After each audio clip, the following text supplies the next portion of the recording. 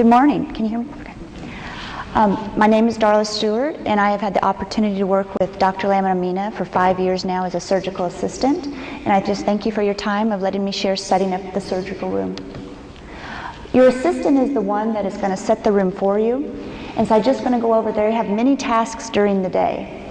They're going to set up the room, assist you during your procedure, dissect and place grafts, and then clean the room and sterilize your instruments for your next case. Most surgical procedures are sterile, which means you're going to do a surgical scrub, put on your sterile gown, your gloves, and only go and touch your sterile field. Hair transplantation is considered a clean procedure, so your rules are more flexible. You're going to go put on non-sterile gloves, go touch supplies that are sterile and non-sterile, but at the same time you need to be aware of still not touching something and then going and contaminating your patient. So it's just being very mindful that it's flexible, but you still need to be careful.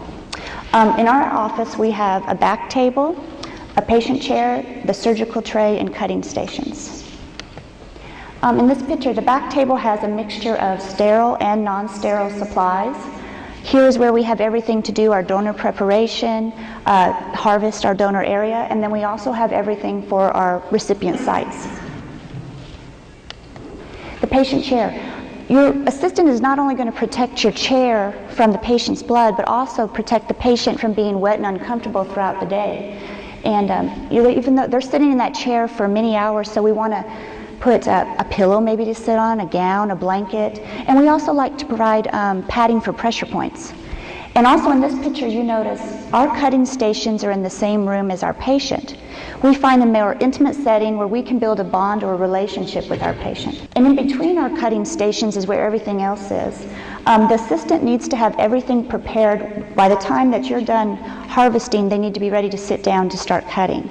So here you have ice, a dish to hold your cool solution, blade handles, extra blades, hemostat, spray bottle. Everything that they're going to need needs to be just ready to go. In this picture, we have opened a sterile pack onto a Mayo stand, and everything in this is sterile. We put our Mayo stand behind our patient's chair so our doctor can move it around where it's comfortable and easy for him. And right now, everything is ready for his donor harvest enclosure. When he is done with that, we will switch over to all of our instruments for his recipient sites. So again, it's convenient and easy for him. Assisting the surgeon. In our office, our patient is sitting upright, so I have to hold and steady the head, angle it down for him so he can see and have a good view, dab, keep the field visible for him, hand instruments or cut sutures. Whatever my physician needs, I'm going to do for him at that point.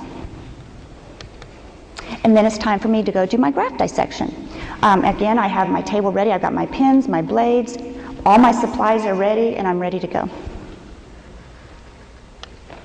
Then you need to clean up at the end.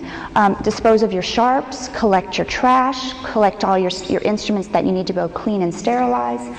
You need to take down your cutting stations and wipe everything down. We use cavi wipes, but your whole room needs to be totally disinfected at the end of the day.